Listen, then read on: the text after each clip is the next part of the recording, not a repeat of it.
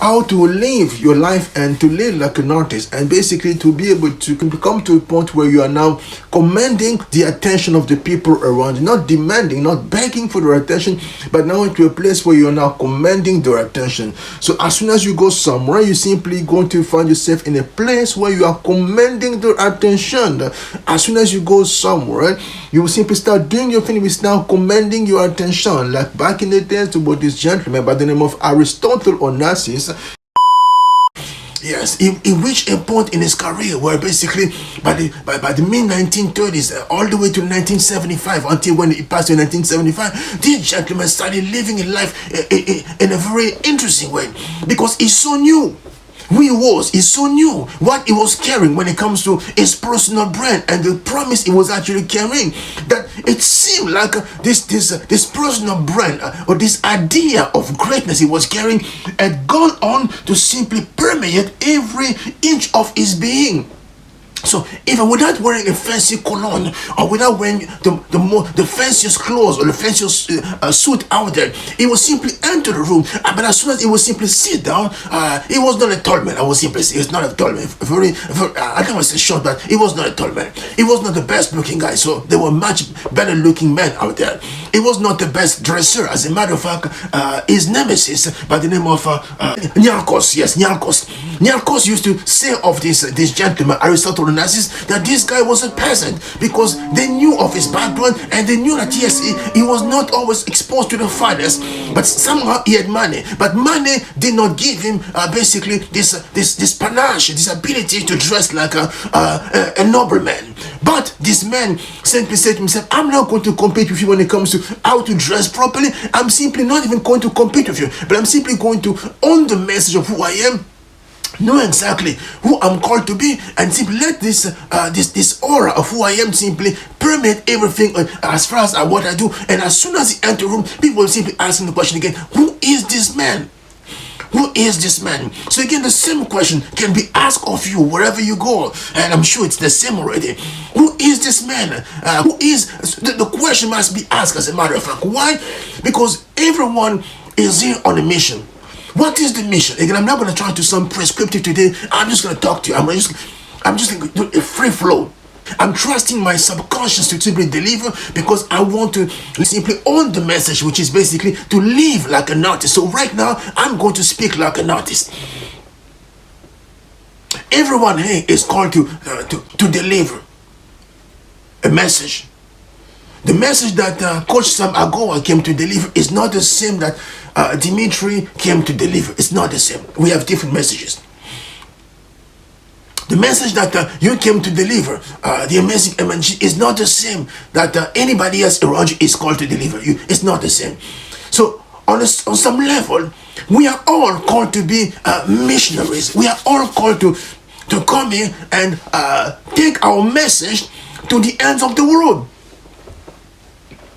We are all called to take our message and go evangelize. So we have to go and simply knock on doors, simply say, my goodness, here is the message I actually bring as far as the world is concerned. I would like you to pay attention to X, Y, Z, because I believe that if you start doing things this one particular way, life is going to become so much better.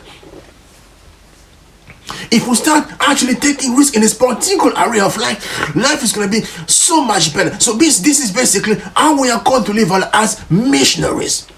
Not as mercenaries, because the difference between a mercenary and a missionary, I explained that a few days ago, is simply a mercenary is simply someone who's been hired. See, it's a hired gun. It's simply someone who's been hired to go promote a particular cause. He may not believe in the cause, but because he was paid money, he will simply go on to do his job. So he will simply take his gun, take his rifle, and simply go do whatever he's called to do. So for him, there is no distinction between a good cause and a bad cause. The good cause for him is simply wherever he's going to be paid money. So that's a mercenary. So we are not called to be mercenary. And what do I mean by that? I simply mean that a mercenary is simply someone who is simply ready to go embrace any organization that will simply pay him the highest amount of money.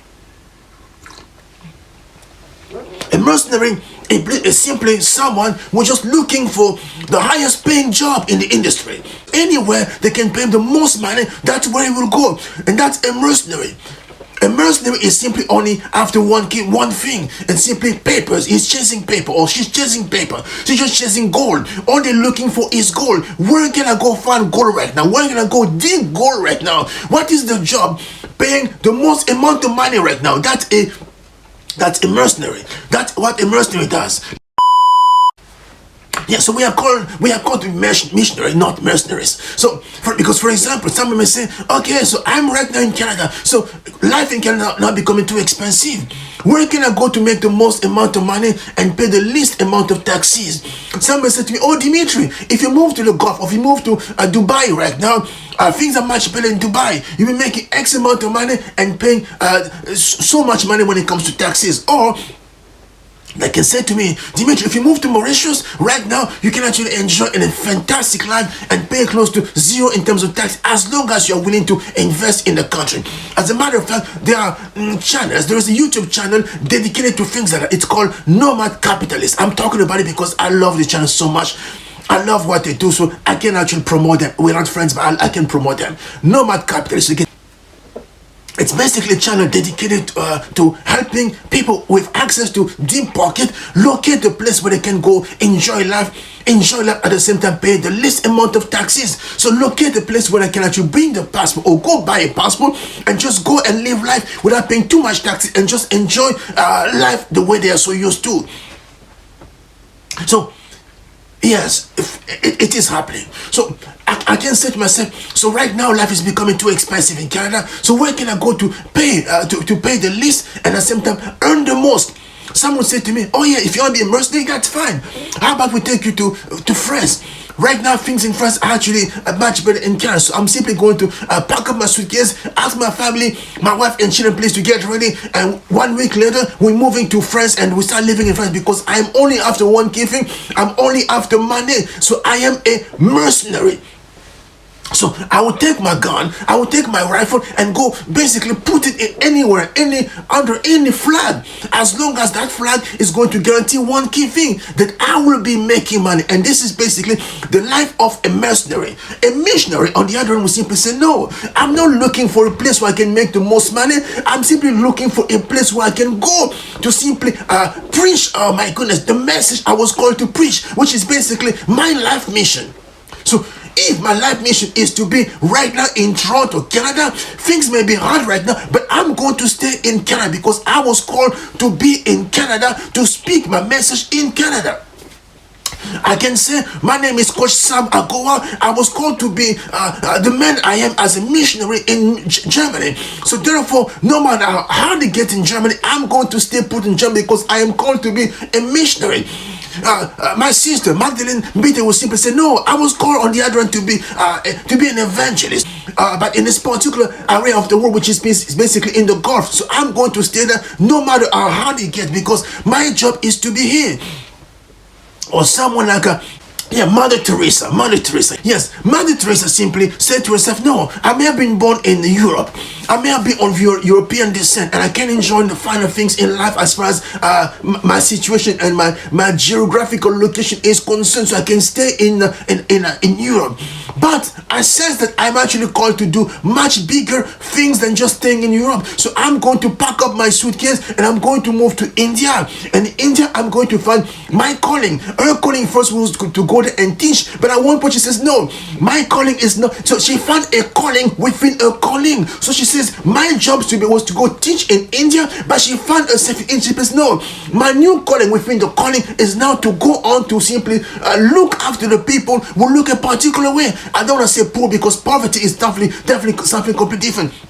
But she says, I want to go look after people in certain communities. So she went on to simply move to Calcutta. And in Calcutta, she went on to make the impact that we all know she made. Because a few years ago, my dad had the privilege of actually traveling to India and going to basically the place where she was laid to rest. And he says, as soon as you enter that place, you're going to be overwhelmed. You're going to be overcome with a feeling of, yes, you will sense that you are now standing in the presence of someone who not just only made history, but someone who really took things to heart, took things to the next level, you're gonna really feel that yes, this was indeed a giant that has been laid to rest in this particular location. You're gonna feel it with every fiber of your being.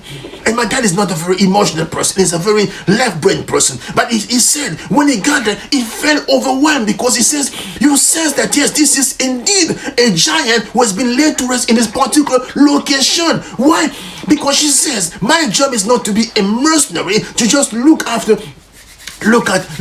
where I can actually make the most money, but my job is to go be a missionary. She went out to become a missionary, and she took missionary to the next level, because she says, I'm not just going to be a missionary like everybody else, I'm going to become the epitome of being a missionary as far as this thing is concerned. I'm going to go on to discover my vocation within the vocation. So it's one person saying, I was going to be a fisherman, but I'm going to go become a fisherman, and within that vocation of being a fisherman, I'm going to discover now, I'm going to niche down and discover exactly what kind of fish I'm supposed to be focusing on, and which area in the world I'm supposed to be focusing on alone. And this is basically the level of actually niching down, or granularity, that actually causes her to simply rise to the top. So again, you and I, we are carrying a message, but we are carrying a message, and this message is simply supposed to be our personal brand. And this message is not a message to be taken lightly. We are here to make an impact. But if you decide that yes, money is more important than actually your mission, and you decide to focus on money, what's going to happen? You're going to move from one end to the next. You're going to actually go on from being a missionary. We are all called to be missionary, and you're going to go on to become simply a mercenary, or simply a hired gun, looking for anywhere or any place that can pay them the most money in order for them to actually go on to make money, because they believe that our job here is simply here to make money. So this is the reason why you're gonna see young men and young women simply say, yes, I'm going to move to Dubai, and I'll do anything in Dubai because I want to put money on the table, because they come to it to switch things around, because they say to themselves, our job is to simply make money, and money is definitely the only measure of success as far as life is concerned. And as the more they do that, the more they come to realize, my goodness, yes, I'm making money, I'm actually moving up as far as life is concerned, but somehow I'm also sensing that something's actually being taken away from me, something's been taken away from my soul, because my soul is so much bigger than money. And the only way for you to reverse that is just to come back to a place where you're simply going to say to yourself, my goodness, it's not about the money, but it's about impact. It's about, more specifically, your life mission.